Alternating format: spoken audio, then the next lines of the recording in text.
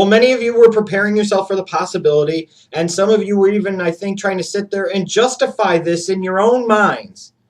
Well, after last night, I hope you're happy. Just, I always point out, be careful what you wish for, because you just might get it. I want to kind of crap on your parade for just a moment here if I can. Daniel Bryan, he's making an appearance, and the WWE thinks so highly of him that they put it on the YouTube pre-show. You know damn good and well if this was a Cena, an Orton, a Batista, a Sheamus, a Triple H, this shit would have been on the pay-per-view, if not main eventing the damn pay-per-view. But Daniel Bryan, he's on the freaking pre-show. That just shows you the WWE's getting ready to back off of him. Hence why they sent freaking Bo Dallas at him. I must admit, it was awesome to see Daniel Bryan on the pre-show for Money in the Bank 2014.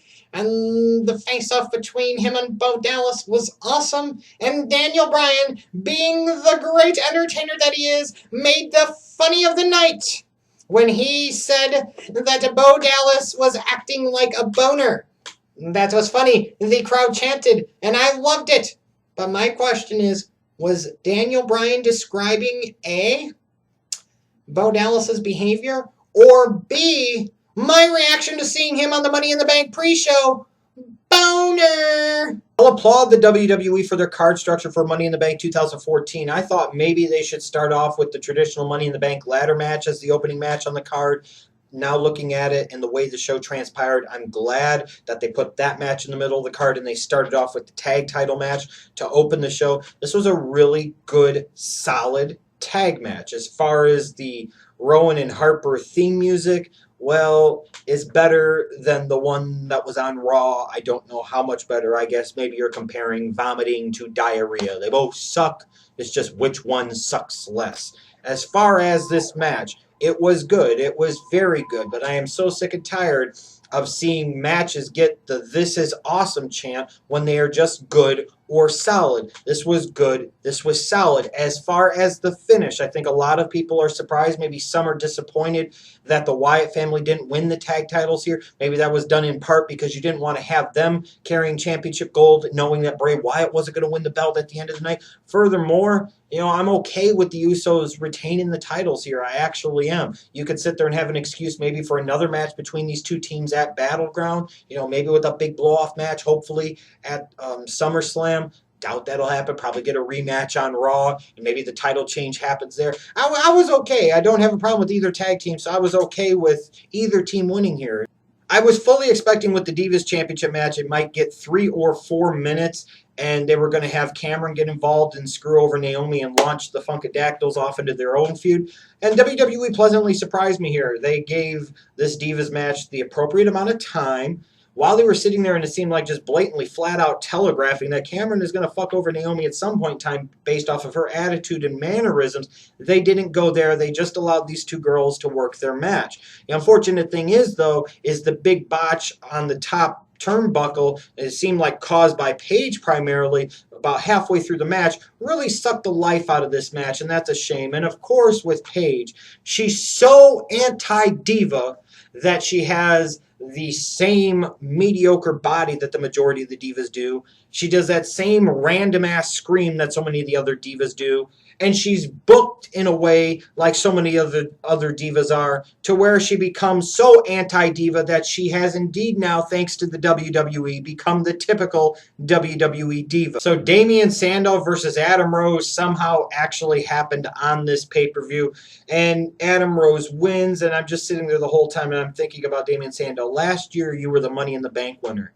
This year you're Paul Revere in Boston, and you can't even win the match. At least I will say, if nothing else, and I hope the WWE recognizes this, even though I don't think they do, when you look at both Sandow and Rose, I don't have a problem with them getting rewarded with a match on this show, because these are two guys that have really embraced what they've been given. They've really, kind of sunk their teeth into what they've been given. It wasn't that surprising to me, and it probably wasn't that surprising to many of you, that the better of the two ladder matches on this card was going to be the one for the Money in the Bank briefcase. And, that's maybe more so because of the fact that the talents in that match were better suited to shine and be showcased in that type of match as opposed to the main event, the WWE World Heavyweight Championship ladder match. This match, this Money in the Bank contract match, was really damn good. Clearly the class of the night, clearly the match of the night, and it wasn't even close. This is definitely, as of right now, a match of the year candidate for the WWE, and I love how the crowd really got behind Ambrose when he's sitting there and he hurts his shoulder, telling the doctors to pop it in. They send him back, and then eventually he's storming out. You know, it was like the crowd was going to get pissed if Ambrose didn't come back out, and I love this shit. And everything about this match was great until the fucking finish. Until the finish. Yeah, it's just, why did you need to have Kane come out? Why? Why not let Seth Rollins stand on his own 2 feet? Why not let Seth Rollins seem like an incredibly bright guy and say, hey, you know what? I got this opportunity because of my association with Triple H. I don't need any help. I could do this on my own. I'm the one that wanted Ambrose in this match, and I made sure he didn't screw me over because I took advantage of the opportunity. I didn't need any help from any damn buddy. And Triple H sitting there saying on Raw, you know, talking about how if this blows up in his face, he has nobody to blame but himself. But then he sends somebody out to frickin' help him.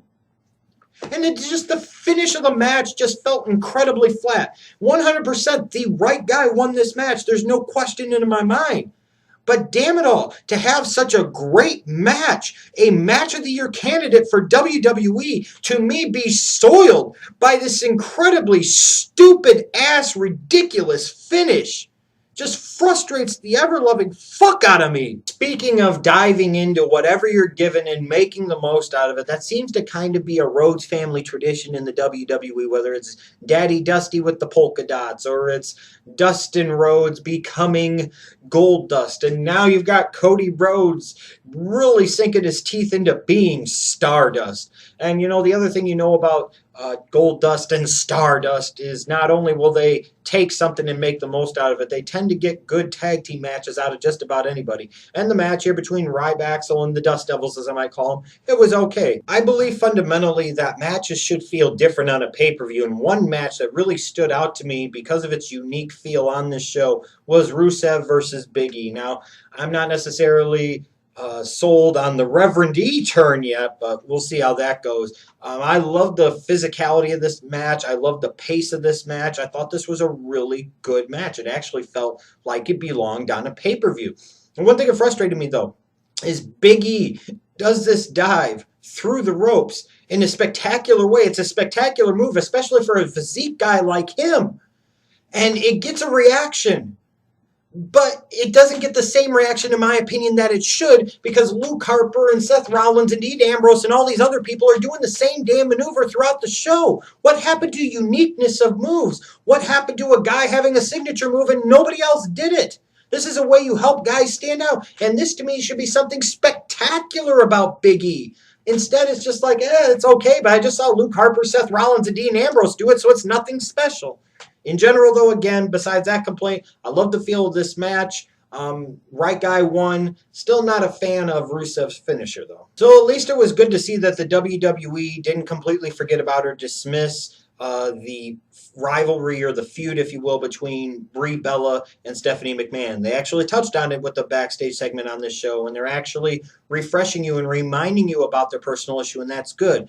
The unfortunate thing is, though, is when they do that, that means that the Bellas are going to have to act on camera. So Summer-Rae versus Layla with Fandango as the special guest referee. I was actually surprised that Layla won here. I really don't have a whole lot of other thoughts on this match. It is what it is. They're apparently trying to make Fandango this big sex symbol and whatever. But it's like the WWE, instead of trying to be like very covert, like let's say a Disney movie or something, or kids' cartoons in their sexual innuendos, they're just flat out, bam, all in your face with it. And I don't know if that's the right thing for them to do, but this match was what it was. And of course, we get to the WWE World Heavyweight Championship ladder match, and my God, what a suckfest this was. And not just because of the finish, which also makes it a suckfest. This match just sucked. It was lackluster. It was like you had a few of the new fresh faces, like the Roman Reigns, the Cesaros, the Bray Wyatts were going out there to try and bust their ass and make this a match. And the veterans like the Cenas and the Ortons and the Kanes and the Sheamuses of the world, they were sitting there and playing it as fucking safe as they possibly could. This match was terrible. In no way, shape, or form did this feel like a pay-per-view main event. This was god-awful. This barely felt like it belonged as a Raw main event. You know, they gave me the Reigns Cena face-off that I had asked for on Twitter at the beginning of the match. I was just hoping for anything to spark some life into this fucking match. I was hoping for anything to help kick this match into the next gear, and it never fucking happened. Oh, also, if Triple H was so concerned about who was going to win the WWE World Heavyweight Championship, and if you're telling me that they put Kane in the match just to protect Randy Orton, why the fuck would Triple H not get involved in the match at any point in time? Kane got involved to help Seth Rollins in the other ladder match. Why is Triple H out there and not getting involved? Makes absolutely no fucking sense. Just like this finish did here. There are so many things you could have done, so many possibilities, and they went with the same old fucking bullshit. Again. And this was one in typical same old Cena bullshit fashion.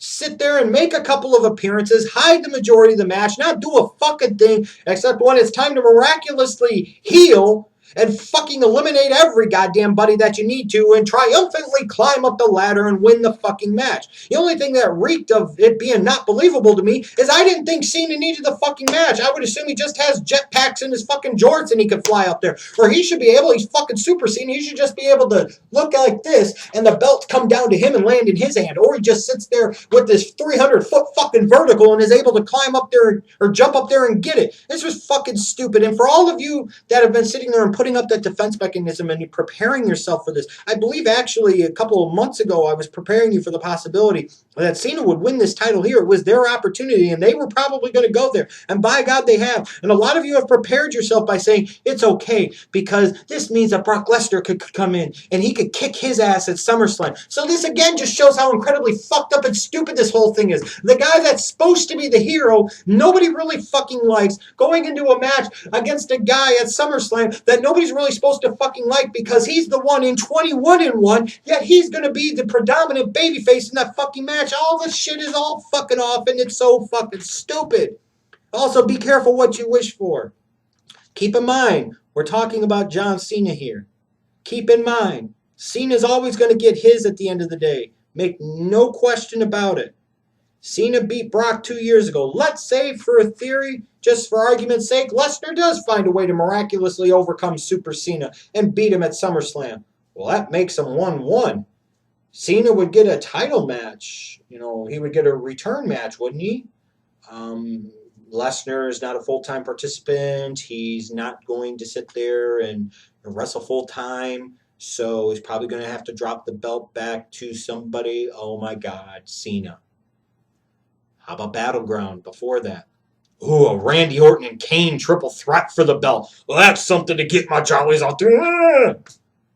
Oh, or even if it's just Cena and Orton. Or, oh, fucking A. Because be careful what you wish for, because you just end up getting it.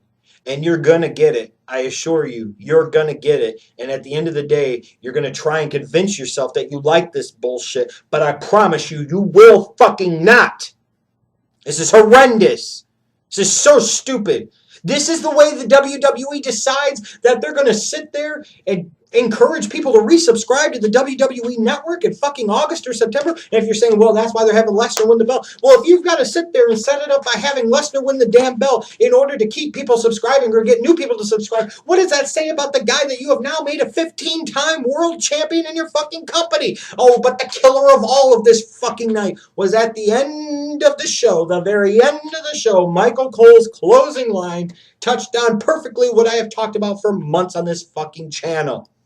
And that is John Cena, the greatest WWE champion of all time. I told you they were motivated by one thing and one thing only. WWE is determined to make sure that you fully believe someday that John Cena is the greatest fucking superstar in WWE history. Fuck Hogan, fuck The Rock, fuck Austin, fuck everybody else. It's Super Cena left, right, down your throat, and straight up your fucking ass. I can't believe just how dominant Roman was last night at Money in the Bank. Oh my God, he was awesome. Just leave it to John Cena to fucking ruin the whole damn thing. It's okay though. Cena knows that Roman Reigns is the future of WWE, and Roman's gonna have his time very soon. It's okay, Roman. Even the great ones lose once in a while. but you did your thing and I'm proud of you. Roman, love yous.